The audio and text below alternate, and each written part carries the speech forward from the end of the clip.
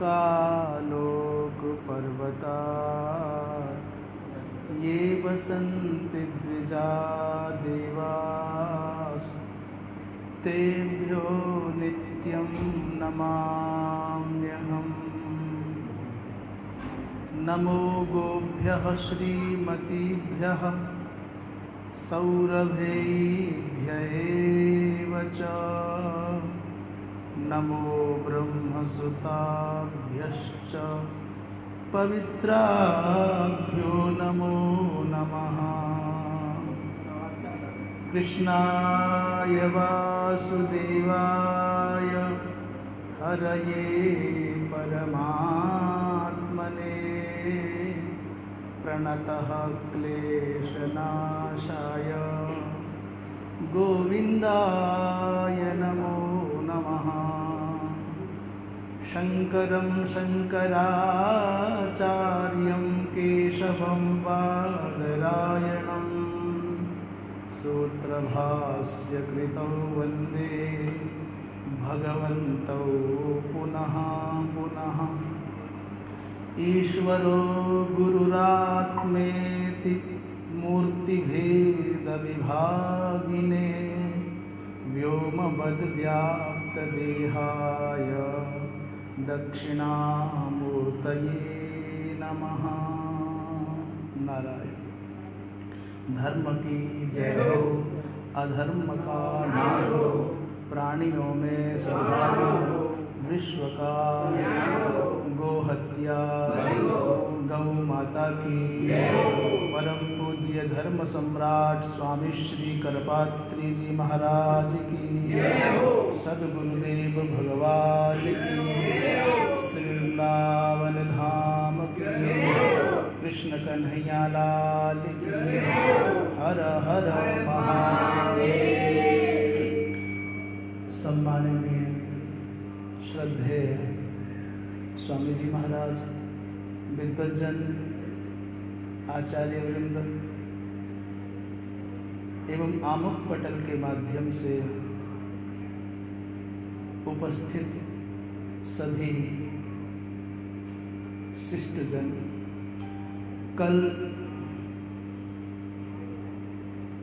स्थितप्रज्ञ महापुरुष के लक्षणों के निरूपण प्रसंग में संभवतः पूर्णतया फेसबुक के माध्यम से विषय वहाँ तक नहीं पहुँच सका, नेटवर्क की कोई बाधा रही होगी, तो संक्षेप में उसकी पुनरावृत्ति कर दें। एक प्रसंग तो ये था कि शुभ को प्राप्त करके स्थितप्रज्ञ महापुरुष अभिनंदन नहीं करते और अशुभ को, प्रतिकूल को पाकर के उसकी निंदा नहीं करते, द्वेष नहीं करते। दूसरे श्लोक में एक सुंदर दृष्टांत के माध्यम से उस विषय को स्पष्ट किया गया कि अपनी इंद्रियों को तत्तद इंद्रियों के विषयों से साधक, वो स्थितप्रज्ञ महापुरुष ऐसे ही प्रत्याहृत कर लेते हैं, विषयों से वापस हटा लेते हैं, जैसे एक कूर्म, जैसे कछुआ अपने समग्र अंगों को आसन्न भय की संभावना से अंदर छुपा लेता है। अर्थात इस श्लोक में एक बात है कि सामान्यतया मनुष्य अपने मन के निर्देश से इंद्रिय के द्वारा विषय का भोग प्राप्त करने के लिए, विषय रस का स्वाद लेने के लिए दौड़ लगाता है विषय की ओर। मन ने कहा कि रूप बहुत सुंदर है इसलिए चलो, तो आंख दौड़ पड़ी मन की आज्ञा पा करके। मन इन इंद्रियों का नायक है और मन जिस इंद्रिय को जो आदेश देता है वो इंद्रिय सक्रिय हो जाती है।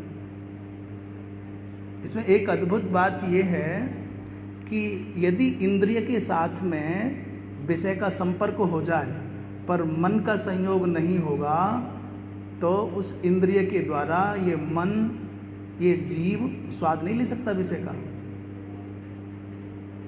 द्वार पर दुर्वासा जी महाराज खड़े हैं, कुटीर के द्वार पर, कुटिया के द्वार पर। शकुंतला दुष्यंत के चिंतन में डूबी हुई है।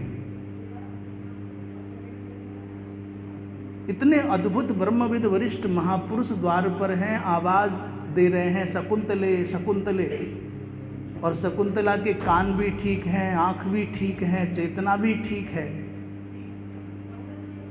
परंतु शकुंतला का मन शकुंतला के पास नहीं है, वो दुष्यंत के पास है। इसलिए देखती हुई आंखें भी देख नहीं पा रही हैं, सुनते हुए कान, सुनने में सक्षम कान सुन नहीं पा रहे हैं, जानने की योग्यता है पर जान नहीं पा रहे, क्योंकि मन का संयोग नहीं है। कोई भी इंद्रिय तब अपने विषय का ग्रहण करती है जब मन के साथ उसका संबंध हो जाता है। तो जो स्थितप्रज्ञ महापुरुष हैं विषयों की ओर लपकते नहीं, अपितु विषयों से अपनी इंद्रियों को वापस खींच लेते हैं। दूसरी बात, तीसरे श्लोक में ये बात उठाई गई थी कि आपने कहा कि स्थितप्रज्ञ महापुरुष विषयों से अपनी इंद्रियों को हटा लेते हैं, तो ये कार्य तो रोगी भी करता है। बीमार व्यक्ति अपनी इंद्रियों को इंद्रियों के विषयों से पृथक कर लेता है। तो कह रहे आतुर जो रोगी जो व्यक्ति है वो इंद्रियों को तो ठीक वैसे ही कूर्म के समान हटा लेता है, परंतु उससे राग की निवृत्ति नहीं होती, रस की निवृत्ति नहीं होती। मन में भोगने की लालसा होती है, मजबूरी में, लाचारी में, विवशता में उसका भोग नहीं कर पाता। परंतु ब्रह्म जो स्थितप्रज्ञ महापुरुष है उसकी तो राग की भी निवृत्ति हो जाती है। अच्छा, अगली बात कहते हैं कि जो निराहार महापुरुष है, ये हम इसलिए पुनरावृत्ति कर रहे हैं कि कल फेसबुक के माध्यम से जो प्रस्तुति हो रही थी उसमें बाद वाले श्लोकों को श्लोक नहीं पहुंच पाए हैं, तो आगे पाठ चले उससे पहले हम पीछे से संबंध जोड़ लें। जो यहाँ उपस्थित थे उनको तो पूर्ण प्राप्ति हुई, पर जो दूर बैठे हैं उनको नहीं हुई। तो संक्षिप्त में बताते हैं, निराहार का अर्थ है जो प्राप्तोपवास है अथवा रोगाभिभूत है, जो ऐसा विषय उपभोग से परांगमुख है।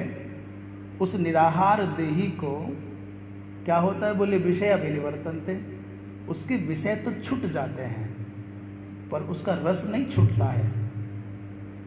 परंतु जो साधक है, अस्य अर्थात यतेः मुनेः योगिनः अथवा स्थितप्रज्ञस्य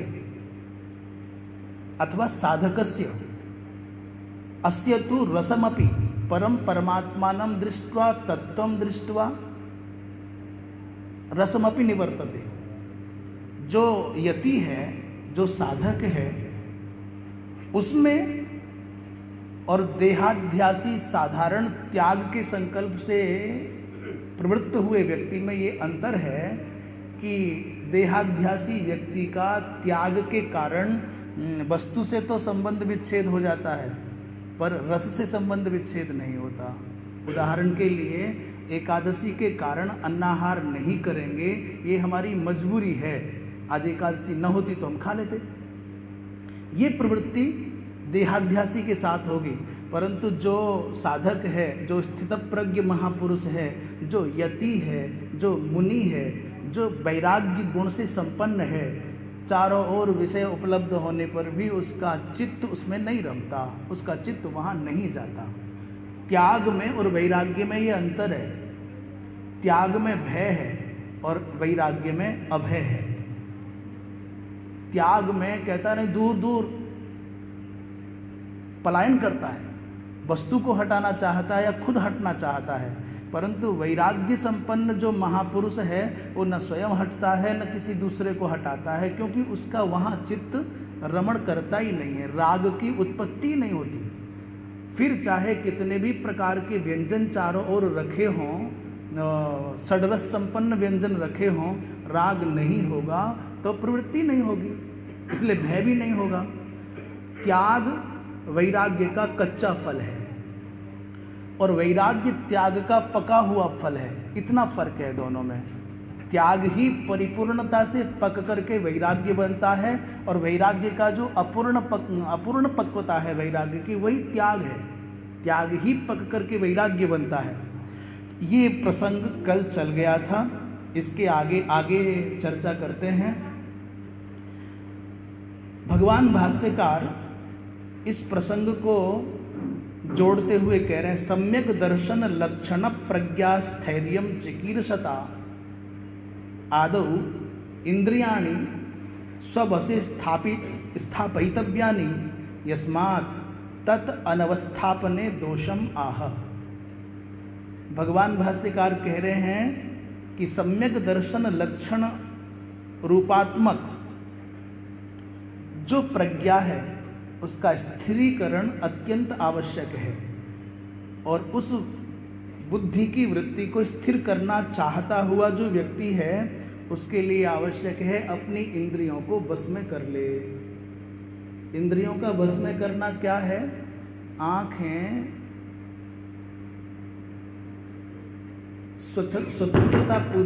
स्वच्छंदता पूर्वक जो रूप चाहती हैं देखना, अपनी बुद्धि के द्वारा, विवेक के द्वारा उन आँखों को नियंत्रित कर लेना कि नहीं देखना है।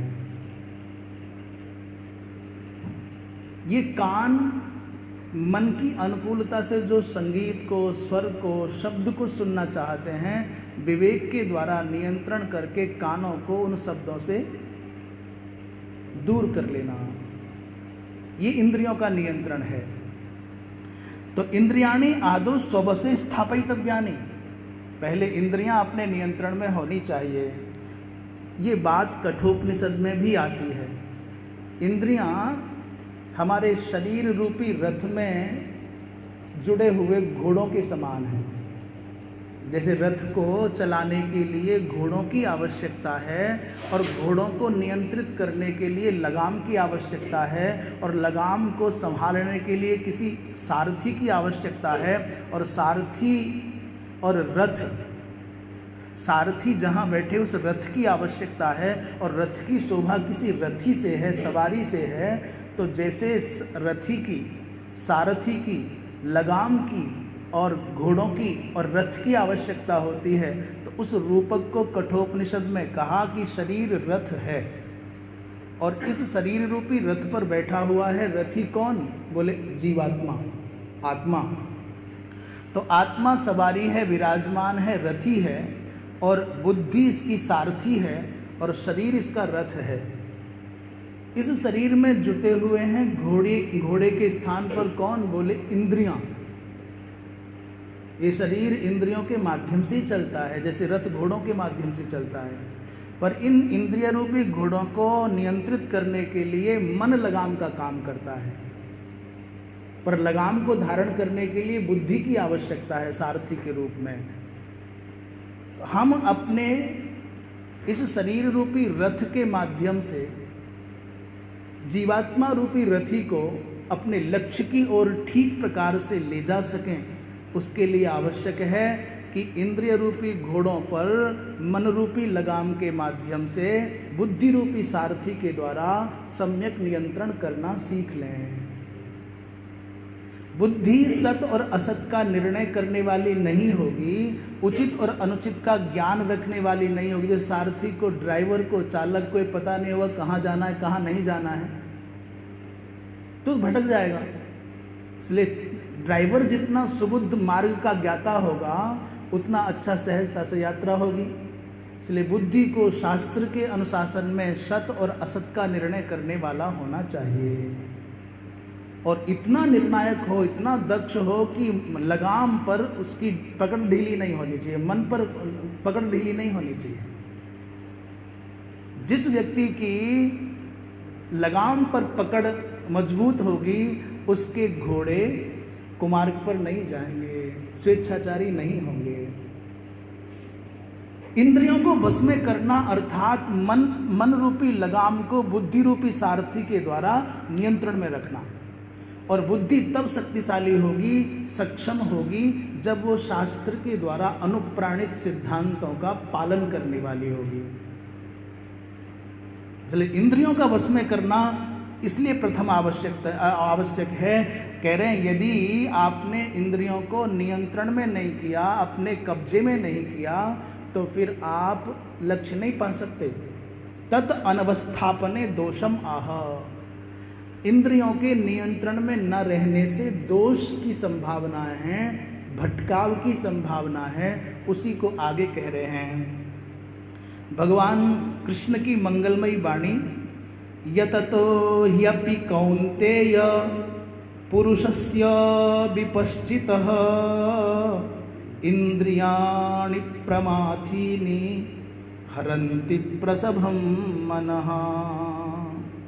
इंद्रियाणि प्रमाथीनि हरन्ति प्रसभं मनः। भगवान कृष्ण कहते हैं, हे कौन्तेय, कौन्तेय माने कुंती नंदन, कुंती के पुत्र होने के कारण अर्जुन को कौन्तेय कह रहे हैं, पर पार्थ कहते, अर्जुन कह लेते। यहाँ कौन्तेय संबोधन का अर्थ है, कुंत कहते हैं भाले को, और कौन्तेय कहने का अर्थ है, उद्देश्य है, आशय है, यहाँ एक अलग संकेत है। जैसे कुंत माने भाला, उसका अग्रभाग तीक्ष्ण होता है, लक्ष्य भेद में प्रवीण होता है, ऐसे ही कौन्तेय कहने का अर्थ है अर्जुन तुम साधारण नहीं हो। एक तो माता का स्मरण धर्मवती माँ के पुत्र हो, तुम भगवत भक्ता माँ कुंती के पुत्र हो, इसलिए तुमको सहजता से ये ज्ञान प्राप्त हो जाना चाहिए। दूसरी बात, कुंत के समान, भाले के समान लक्ष्य संधान करने में तुम दक्ष हो। तो दो भाव अर्जुन के मन में उदित करने के लिए भगवान ने कौन्तेय कहा। एकदम कुंती माँ का स्मरण करा दिया, और दूसरा कुंत माने भाले के माध्यम से। हे कौन्तेय, जो यत्न कर रहा है, जो साधक अपने लक्ष्य की प्राप्ति में निरंतर सतत प्रयत्नशील है, यततः माने प्रयत्नशील, और जो विपश्चित माने ज्ञानी महापुरुष है, उसकी भी इंद्रियां साधारण मनुष्य की बात नहीं कर रहे। साधारण मनुष्य की इंद्रियां तो स्वतंत्र हैं ही। कहते विपश्चित शब्द का अर्थ है बड़े बड़े विद्वानों की इंद्रियां भी प्रमाथीनी इंद्रियाणी, ये इंद्रियां बड़ी प्रमथनशील हैं, बड़ी शक्तिशाली हैं।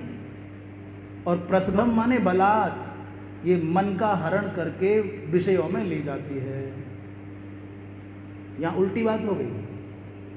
इतनी ताकतवर हैं ये इंद्रियां कि मन रूपी लगाम को छुड़ा करके, जैसे घोड़ा कभी कभी कमजोर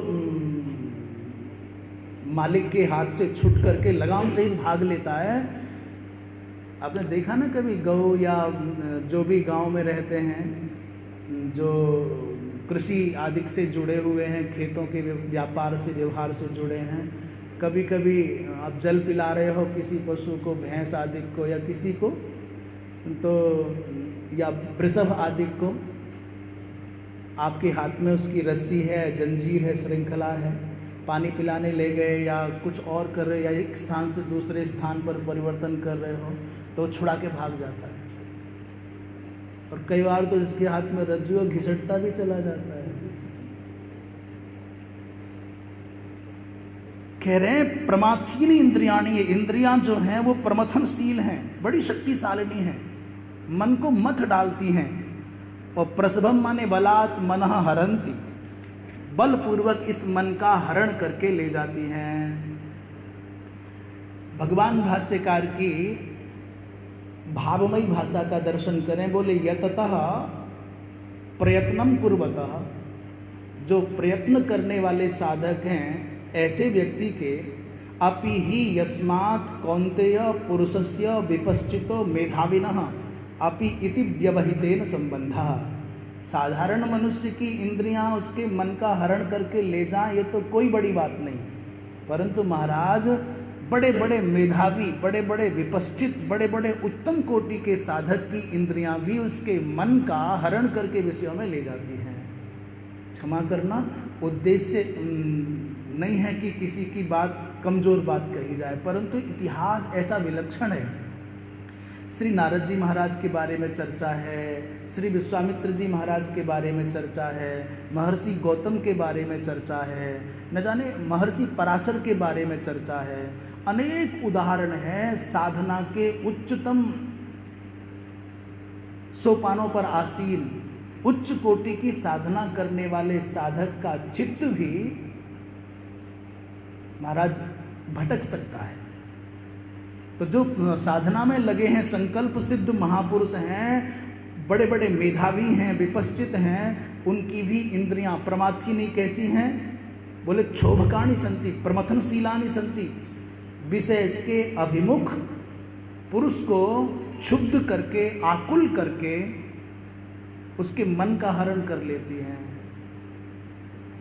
भले ही एक पल को भटकाव आवे, फिर वो संभल जाएं अपने संस्कारों के कारण, अपने स्वभाव के कारण, परंतु जैसे रपटने वाली जगह पर पांव फिसल जाता है तो फिसल तो गए ना कुछ पल के लिए।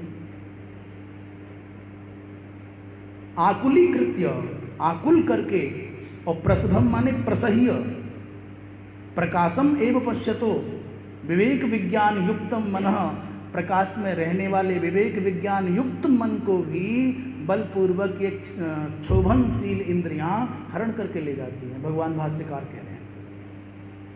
यततः शब्द का एक बहुत प्यारा अर्थ किया है, बोले आत्म प्राप्त्यर्थे प्रयत्नं कुर्वतोपि, इस विनाशशील संसार से विरत होकर के आत्मक प्राप्ति में, ब्रह्म प्राप्ति में लगे हुए बड़े बड़े उच्च कोटि के साधक को भी, विपश्चित को, जो आत्म और अनात्म के विवेक को जानने वाले हैं, ऐसे पुरुष के चित्त का भी इंद्रियां हरण कर सकती हैं।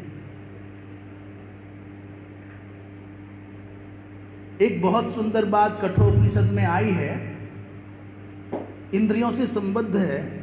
करे यस्तु विज्ञानवान भवति अयुक्तेन मनसा सह तस्येन्द्रियाणि वश्यानि दुष्टास्वा इव सारथेः। और साथ में दूसरा मंत्र है यस्तु विज्ञानवान भवति युक्तेन मनसा सह तस्येन्द्रियाणि वश्यानि सदस्वा इव सारथेः। दो बात, एक जगह कहा है दुष्ट अश्व और दूसरी जगह कहा है सत अश्व।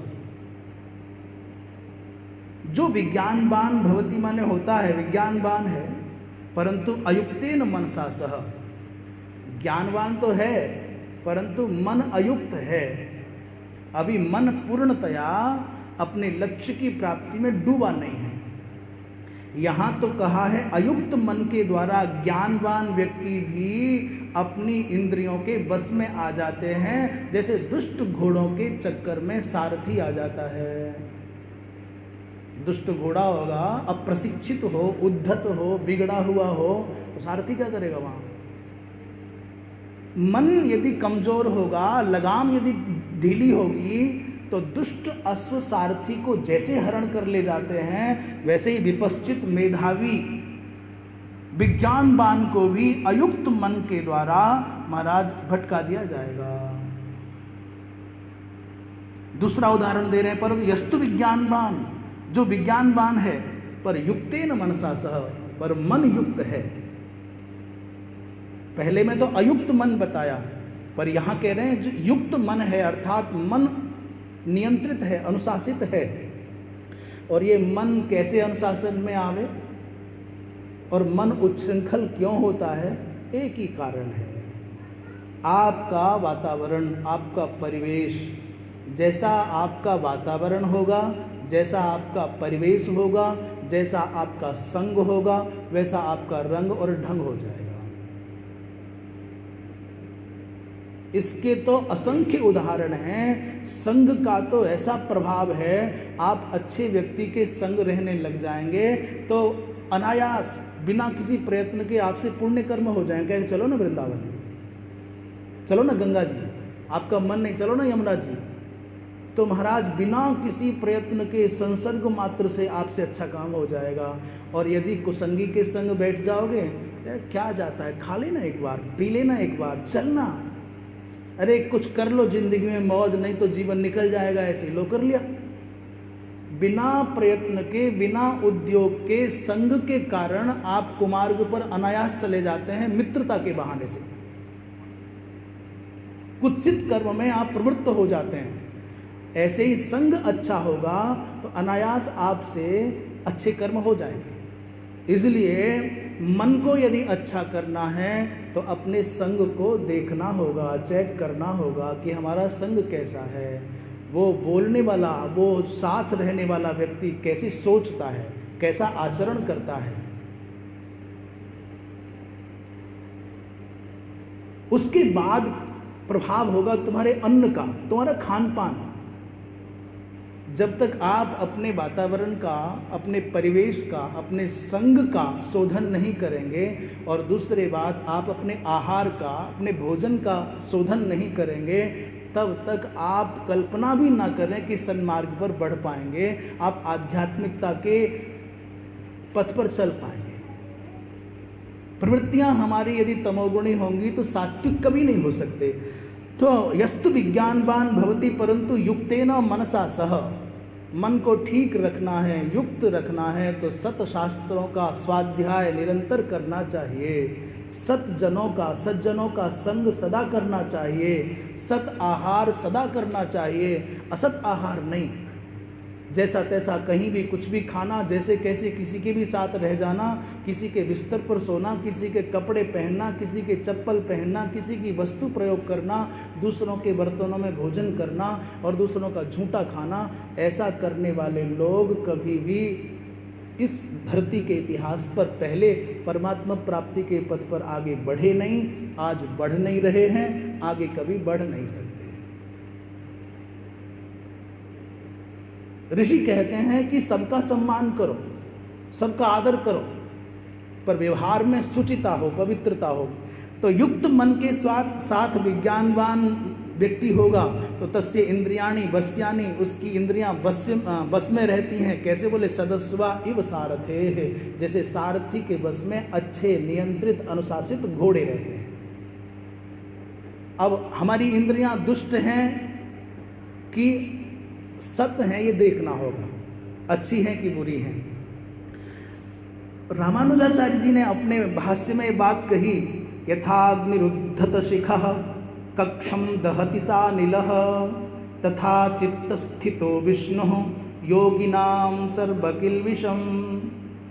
बोले जैसे, यथा माने जैसे, उद्धत शिखः अग्नि, प्रदीप्त अग्नि, प्रज्वलित अग्नि वायु का सहारा प्राप्त कर ले, सानिलः अनिलेन सहित स्यात्, तो यथा कक्षम दहति, खूब धधकती हुई आग हो पर हवा का सहारा मिल जाए तो कितना भी गीला, सूखा, थोड़ा ज़्यादा ईंधन पड़ा हो, सबको जला के भस्म कर देगी। जंगल की आग नहीं पूछती चंदन है कि नीम है कि बबूल है, हरा है कि सूखा है, छोटा है कि बड़ा है। जंगल की आग, धधकती आग जला के, और वायु का सहारा मिल जाए तो अग्नि की ताकत बहुत बढ़ जाती है, क्योंकि वायु बाप है अग्नि का, और बाप बेटा इकट्ठे हो जाए तो फिर क्या कहना है। प्रायः व्यक्ति देखता है संघर्ष में फंसा हूँ और भाई खड़ा होकर कह रहा है 1 और 1 11 हैं, चिंता मत कर, जो होगा देख लेंगे। और पिता खड़ा हो तो व्यक्ति फिर तो कहना ही क्या है, पिता है ना पीछे, तो एक उत्साह का संचार हो जाता है। अग्नि वायु का साहचर्य पाकर के, जैसे महाराज सानिलः उद्धत शिखः यथा अग्नि, कक्षम माने यहाँ कक्ष शब्द का अर्थ यहाँ ईंधन है। महाभारत में विदुर जी महाराज ने धर्मराज युधिष्ठिर को लाक्षागृह की यात्रा, वारणावत की यात्रा के समय पर वहाँ कक्ष शब्द का प्रयोग किया है।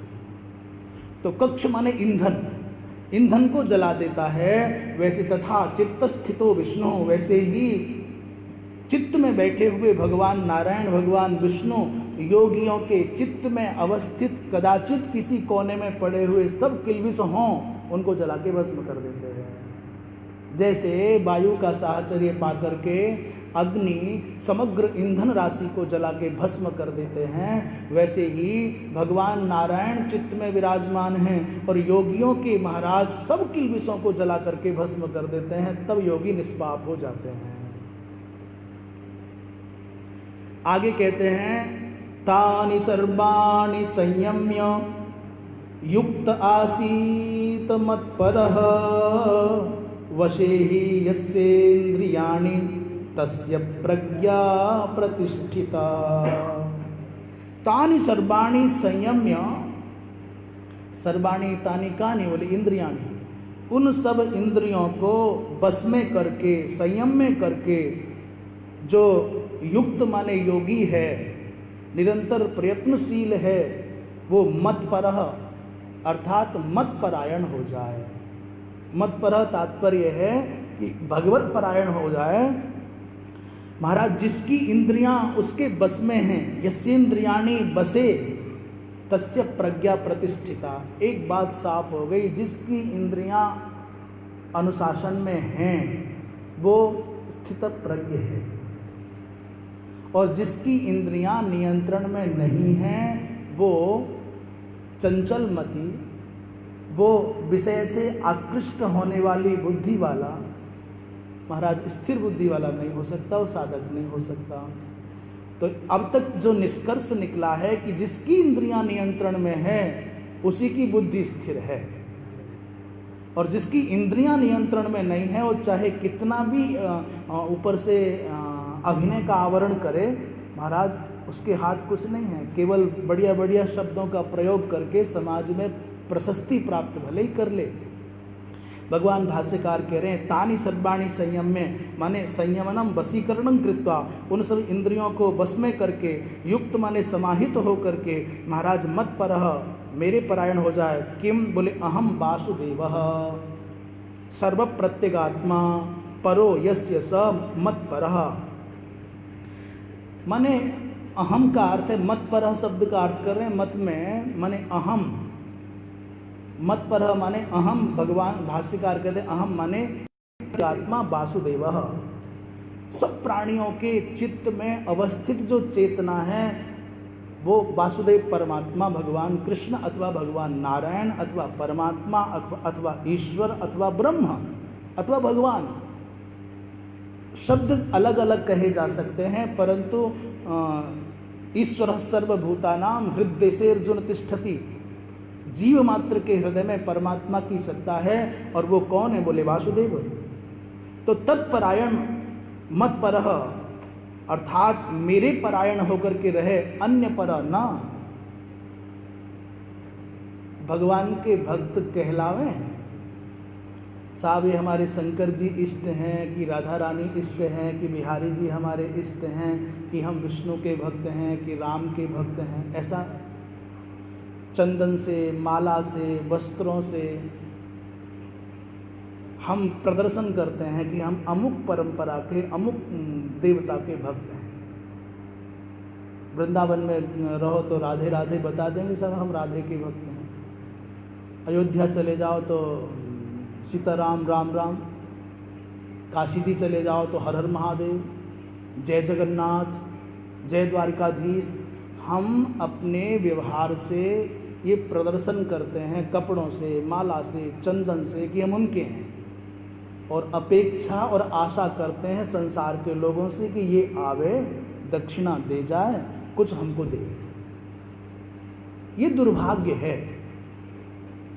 जो सबका जीवन चलाते हैं, सबकी जीविका चलाते हैं, सबका भरण पोषण करते हैं, उनके भक्त कहला करके, महाराज भगवान के दास कहला करके, और संसार से आशा करना, इससे बड़ा दुर्भाग्य और कोई नहीं हो सकता है। तो उसी का दिया हुआ है, आएगा तो उसी के द्वारा आएगा। ये संसार का कोई व्यक्ति तो माध्यम भर बन सकता है, निमित्त मात्र बन सकता है, इससे आशा क्यों करें हम। नहीं है तो शांत रहो। निवेदन भी करना, यद्यपि परमात्मा से तो निवेदन भी नहीं करना चाहिए, याचना भी नहीं करनी चाहिए। संसार के किसी व्यक्ति की तो बात छोड़ो, भगवान का भजन करते हो तो भगवान से भी मत कहो कि ये चाहिए। और यदि आप भगवान को बोलते हो कि ये चाहिए तो इसका मतलब तुम ज़्यादा ज्ञानी हो, भगवान को उतना ज्ञान नहीं है।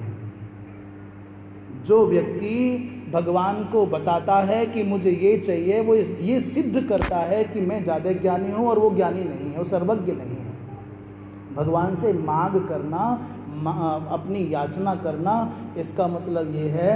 उदाहरण देते हैं लोग कि बिना रोए तो माँ भी ना दूध पियावे, इसलिए रोना पड़ेगा। माँ रोए बिना दूध नहीं पिलाती, तो क्या परमात्मा साधारण माता है कि बालक रोएगा तो दूध पिलाएगी? वो सर्वज्ञ परमात्मा सबकी जानता है, वो हमारे जन्म का, हमारे मूल उत्पादन का कारण है, सबकी आवश्यकताएं जानता है। महाराज, पत्थर के अंदर बंद बैठे हुए कीड़े को भोजन कब देना है, कितना देना, उसको पता है। उसकी व्यवस्था में चूक नहीं हो सकती, तो मांगना तो भगवान से भी नहीं चाहिए। भगवान भाष्यकार कहते हैं भगवत परायण हो जाना चाहिए, न अन्यः अहम तस्मात् इति आसीत। महाराज, मैं परमात्मा से भिन्न नहीं हूं, अपने आप को अभिन्न मान करके रहना चाहिए भगवान से। एवं आसीनस्य यतेः, ऐसे रहने वाले यति के, बसे ही यस्य इंद्रियाणि, जिसकी इंद्रियां उसके बस में हैं, अभ्यास बला तस्य प्रज्ञा प्रतिष्ठिता, उसकी ही प्रज्ञा को प्रतिष्ठित जानना चाहिए। आनंद गिरी जी ने कहा है, प्रश्न किया कि इंद्रिय संयम कैसे हो गए, इंद्रियां बस में कैसे आवें? उत्तर दे रहे हैं कि विषयेषु दोष दर्शनाभ्यास सामर्थ्यात्। जैसे कमल का फूल हमको अच्छा लगता है, बहुत अच्छा लगता है, और शायद दुनिया में जितने पुष्प हैं सबसे ज़्यादा महत्व कमल के पुष्प का ही है, और बहुत सुंदर लग रहा है, देख करके मन करता है मिल जाए, प्राप्त करने की इच्छा होती है। पर आप विचार करने लग जाएं कि कमल का पुष्प जो सुंदर दिख रहा है, ये सुंदरता कितने दिन की है? 2 दिन, 4 दिन? 2-4 दिन के बाद में ये सुंदरता कम होने लग जाएगी, ये कुम्हलाने लग जाएगा, और एक दिन आएगा कि झड़ करके कीचड़ में मिल जाएगा। आपने यदि सुंदरता से आकृष्ट होकर के अपने मन को दौड़ाया कि मिल जाए, उसके स्थान पर विवेक के द्वारा, बुद्धि के द्वारा विचार करने लग जाओ कि ये सुंदरता अस्थिर है, टिकाऊ नहीं है, ये तो आभाहीन हो जाएगा, सूख जाएगा, झड़ जाएगा, कीच बन जाएगा। अब रुक जाओ थोड़ा, कहाँ से आई सुंदरता?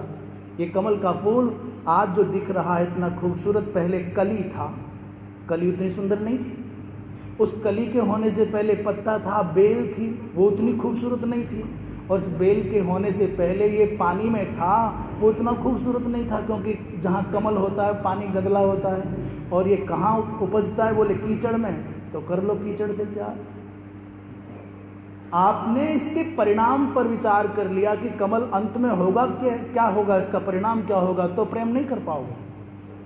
और यदि कमल की सुंदरता की उत्पत्ति पर आपने विचार कर लिया तो भी आपको कमल से प्रेम नहीं होगा। कीचड़ से पैदा हुआ, कीचड़ में मिल गया।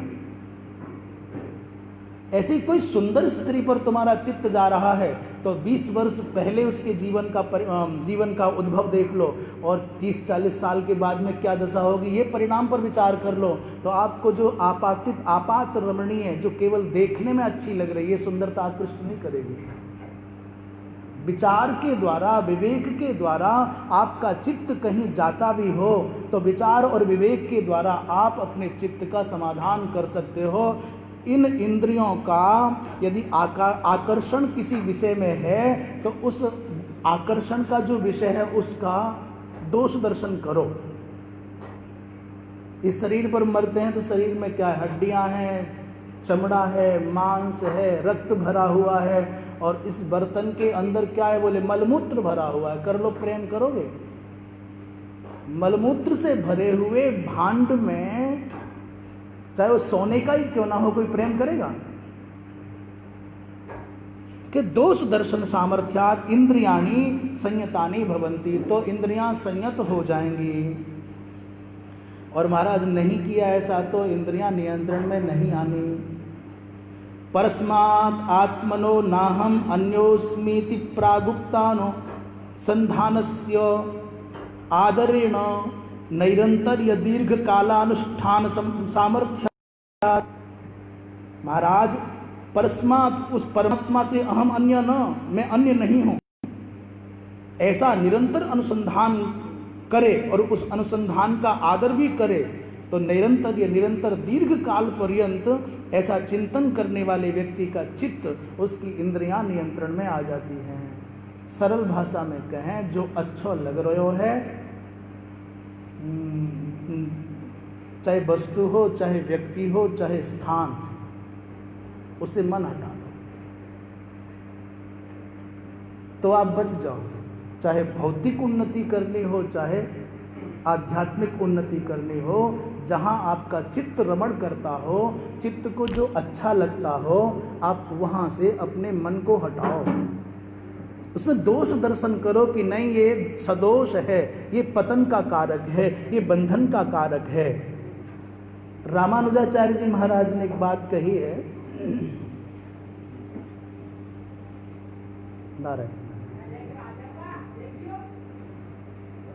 रामानुज जी महाराज ने बड़ी सरलता से एक बात कही है, अनिरस्त विषयानुरागस्य, जिसके विषय का अनुराग अभी निरस्त माने नष्ट नहीं हुआ, विषय में अभी राग है, आँखों को सुंदरता अच्छी लगती है, जीव को षड रस व्यंजन बहुत अच्छे लगते हैं, नमक नहीं है तो लड़ जाएगा, ऊपर से मांगना चाहता है, ये क्यों नहीं है, ऐसा क्यों है। जिसके विषय का अनुराग अभी नष्ट नहीं हुआ और मई अनिवेशित मनसः, और जिसका मन अभी मुझ में नहीं लगा, परा भविष्यतः महांतम अनर्थं गमिष्यतः विवेक विज्ञान विहीनस्य इंद्रियाणि संयम्य अवस्थितस्यापि।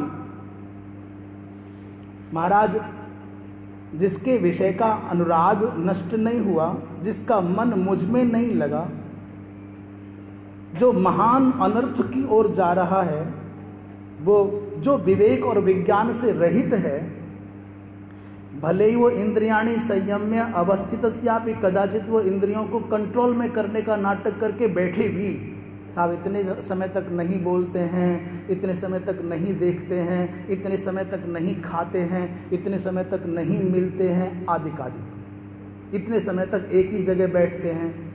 ये जरूरी नहीं है कि समुद्र के ऊपर लहरें नहीं उठ रही हैं तो समुद्र शांत है।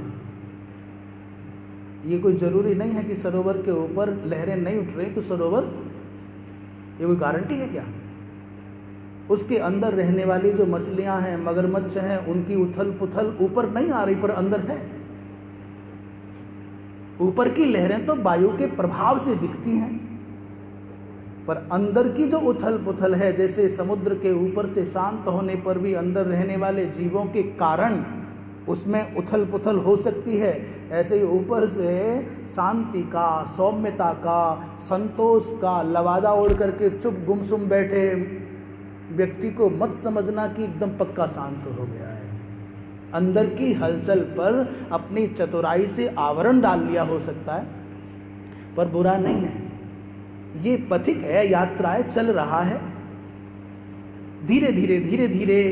ये भी कोई बुरा नहीं है, कोई निंदा अर्थ में नहीं कह रहे हैं, पर ये पक्का मान लेना कि जब तक अंतःकरण से सौम्यता, शांति और स्थिरता नहीं आएगी तब तक बात नहीं बनेगी। बाहर से इंद्रियों का संयम केवल हो और अंदर सौम्यता और शांति, स्थिरता ना हो तो बात पूरी नहीं बनेगी। कह रहे हैं अनादि या अपवासना तया विषय ध्यानम अवर्जनीयम एवं। महाराज, यदि ऊपर से इंद्रियों का संयम हो और चित्त में वासना की स्मृति हो तो महान अनर्थ है। भले ही बाहर से तुम्हारी किंचित चंचलता का दर्शन हो जाए, पर चित्त पूरी तरह से भगवान से जुड़ा हो। यद्यपि यदि चित्त जुड़ा होगा तो बाहर ये दिखेगा ही नहीं। पर जैसे सरोवर में किसी ने पत्थर मार दिया ऊपर से और लहर उठ गई, पर सरोवर अंदर शांत था, ऐसी उच्च कोटि के साधक के अंदर तो सौम्यता है, शांति है, भगवत भाव से जुड़ा हुआ है, पर बाहर से किसी ने पत्थर मार दिया और कोई क्रोध आदि की लहर दिख जाए तो कोई हानि नहीं है। पर ऊपर से शांति दिखे और अंदर से खटपट हो तो खतरा है। नारायण जी महाराज, ऊपर से सब बढ़िया चकाचक दिखे, अंदर मोह शेष है तो बहुत मुश्किल है। अथ इदानीम परा भविष्यतः सर्वानर्थ मूलम इदम उच्यते। ऐसा कहने के उपरांत पतन के अभिमुख पुरुष के समस्त अनर्थों का कारण क्या ये बता रहे हैं। समय हो गया, बस विषय रख करके फिर रोक देते हैं। भाई, मनुष्य के जीवन में, साधना करने वाले साधक के जीवन में भी अनर्थों का कारण क्या है, उस पर भगवान कृष्ण कहते हैं, ध्यायतो विषयान् पुंसः संगस्तेषु पजायते संगात् संजायते कामः कामात् क्रोधो विजायते क्रोधात् भवति सम्मोहः सम्मोहात् स्मृतिविभ्रमः स्मृतिभ्रंशात् बुद्धिनाशो बुद्धिनाशात् प्रणश्यति। ध्यायतो विषयान से प्रारंभ किया और बुद्धिनाशात् प्रणश्यति पर पूर्ण कर दिया। तो एक श्रृंखला है, ये एक माला है। कह रहे विषयों का ध्यान करोगे तो उन विषयों में आपकी आसक्ति हो जाएगी। संग माने आसक्ति, इच्छा जग जाएगी, मिल जाए। और जब संग हो जाएगा, आसक्ति हो जाएगी, तो उसको पाने की कामना हो जाएगी, कामा। और जब कामना हो जाएगी और कामना में बाधा पहुंचेगी तो क्रोध, गुस्सा आएगा। जो तुमने मन में ठान ले कि वो ये चाहिए, इतना चाहिए, अभी चाहिए, और वो न मिले तो आदमी झल्लावे। जैसे कहूँ पैसा की इच्छा हो, पैसा ना आवे तो भिड़भिड़ावे, है ना, कैसे चलेगा। तो ये प्रवृत्ति है मनुष्य की। जो इच्छा मन में कर ली और वो पूर्ण ना हो तो फिर आदमी आपे से बाहर रह जावे। सब ब्रजभाषा बहुत अच्छी लगे।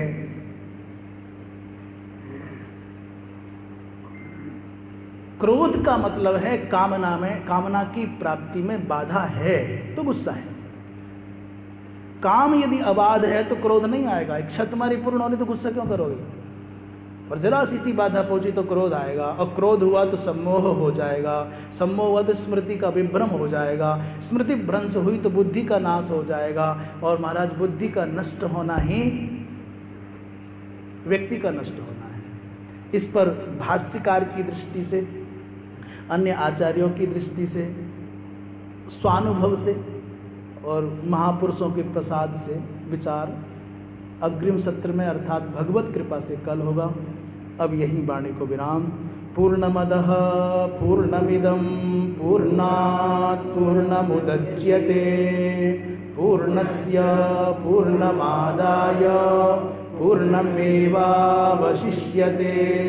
सर्वे भवन्तु सुखिनः, सर्वे सन्तु निरामयाः, सर्वे भद्राणि पश्यन्तु, मा कश्चित् दुःखभाग् भवेत्।